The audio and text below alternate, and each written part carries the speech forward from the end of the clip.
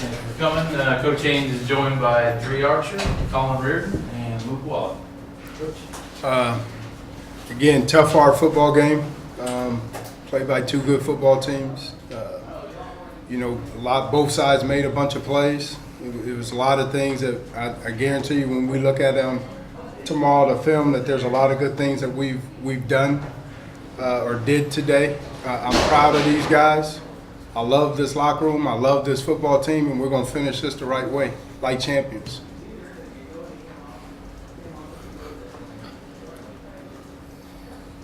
Coach, in the second half, they're just running it. Yeah. Just particularly a lot of third down conversions. Third and longs.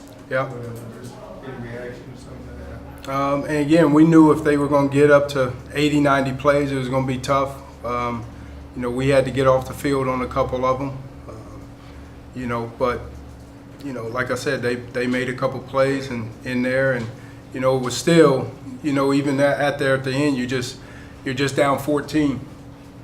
So there's a lot of times it was kind of like a bend but don't break that we made those plays, and we just couldn't get off the field, in the second half and some of those times. But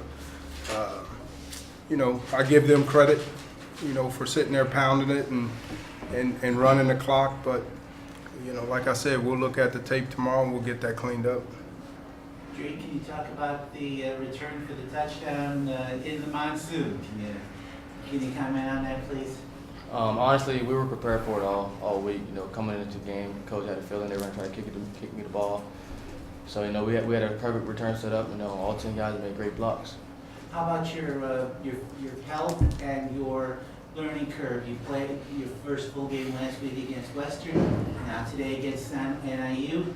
How are you feeling physically? And are you up to speed again with the offense? Yeah, I'm up to speed. Just back in practice, so I'm feeling pretty good. Coach, you came out in the second half. You really needed to stop him, and you did. Mm-hmm. Just kind of take us from there, getting the lead, and then losing back. Again, we talked about at halftime that series was very important, for us to get off the field, and we did that. And like I said, there's going to be a lot of things that we see on tape. I will say this: that's a good football team. That's a good offense. And you watch them in the first 4 games, and they moved the ball on a lot of people. And there were times that we did a good job of stopping them. And but again, in the times that they had to get first downs, they got them, and we didn't get off the field. But they made a play and we didn't. Luke, you faced Lynch last year in Detroit. What makes him so tough to defend? Is it the read option? Is it how he moves? As a defense, how tough it is to contain that man, or try to contain that man? Yeah, he's a really good player, and the biggest thing that he does for his team is on third down he can run for a first down. And, he did it to us last year and did it to a few times this year, and it just adds another dimension that you have to guard that not many quarterbacks can do. So you have to give him credit. How about trying to hold on to Stingley? It seemed like he was bouncing off of everybody today, off your tackles. Yeah, he's a good player, a big guy, similar to Treyon, and he's on scholarship too, so he's a good player. How much of their running attack was Stingley, the big dude, obviously, and how much of it was just you guys were out there so long, kind of wearing down a little bit? Yeah. Him being a big back, that was part of the reason, that we got wore down a little bit. But, one thing is, I just love how our guys always were fighting till the end. And we came up with a good third down stop to hold them to a field goal to keep it a 2-possession game. And I think it's something to build off of with we have a young defense. And a lot of young guys are playing, and it's a lot of good stuff to build off. And I really think those guys are growing a lot, and the defense has grown together because of it. Colin, take us through that one series midway through the fourth quarter. You driving down pretty good, get down, I think like 30, 35. A couple runs by Treyon, short pass to Treyon that he broke. And then you had 3 or 4 plays to really kind of get it in there.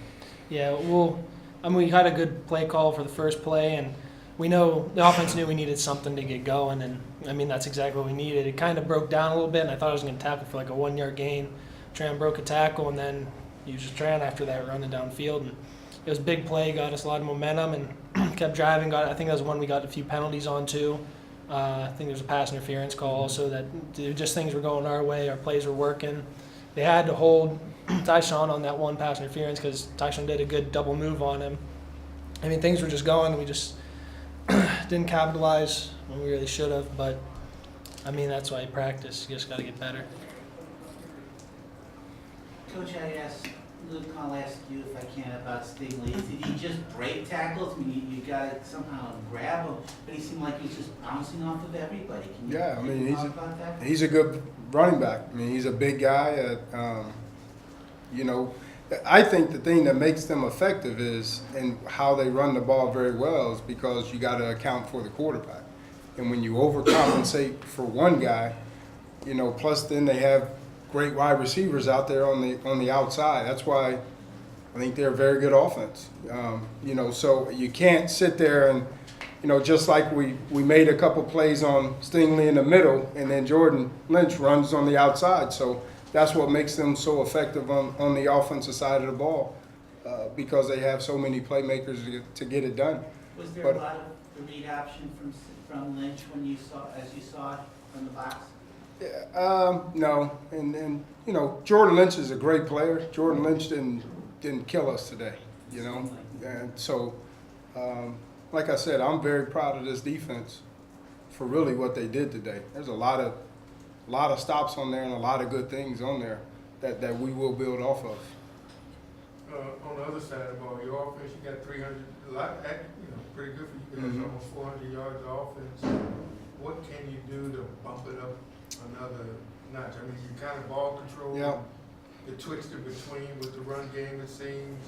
Well, I think also too, when you look at some of those drives, you snub yourself in the foot with you know, a couple pre-snap penalties that we talk about that we can have, and you know, in a game like this, you just got to sit there and a couple guys just got to make a couple more plays, and that's it, and you're in it. You know, but like I said, we will a lot of stuff that we will build build off on. We will go in and battle Ball State on the road again. You got a nice run out of third. Mm-hmm.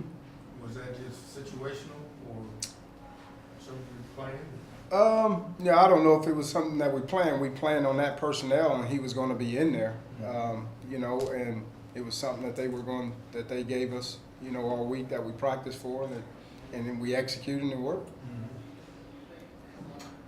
Drew, you had the early return for a touchdown. How frustrating was it for you that they just quit kicking it? I mean, it's pretty frustrating. And I'm guessing it wasn't a surprise.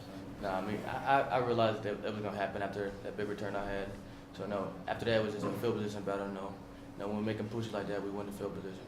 And how frustrating was it for you when you're sitting there and you know you're capable of busting it? I mean, it's all part of the game. Talk about the touchdown pass. It's a 3rd and 16 play, you still got behind him. Can you just talk about what happened there? Yeah, the safety jumped down on the run fake, and I got past safety, and Colin made a great throw. The safety had a good break on it, but I mean, I guess he just overplayed the ball and landed right in my hands. You guys get down, obviously. You start out with a 3 and out. They score, you're down 7-0. Then get that kickoff return. Obviously, that would be huge at that point. You know, you're in a game, and all of a sudden things started out pretty bad. Yeah, and we talk about that all the time about the kickoff, and kickoff you got to create momentum, and Delta you got to, you know, keep the momentum or create it also too. You know, so it was a big play for us to get the ball in great field position. We just got to, again, get in situations where we can put points on the board and put points on the board. Was there any point in the run where you knew you had it? Was it first crease? It looked like I think you broke 2 creases. Yeah, when I caught it, you know, I ran about 10 yards, and I just seen the hole. It was a big hole open. You know, I had Ernie Lee blocking for me, so I mean, if someone got up the block, you know, I knew he was gonna help out. You know, he ended up blocking somebody. And it was just alteration for me. Anything else? Colin, you got a little shot there at the end. How you feeling there? Fine, it's just a bruise. I'm all right. said you saw something all week, without giving too much away, what made you think you were gonna get a kickoff? The thing that they have shown is that when someone gets a big return on them, they're going to, pooch it and kick it away. But they are a very good football team who was 4-0, who everybody hyped up. So I knew they were going to take a chance to kick it to him, and we made them pay. We knew that their arrogance was going to get to them a little bit coming into the game, which, again, they got a lot of good football players, but, so do we. And I knew they were going to kick it to him just because it was going to start the game. They were going to try to set the tone to kick it to him and make a point, and it didn't work.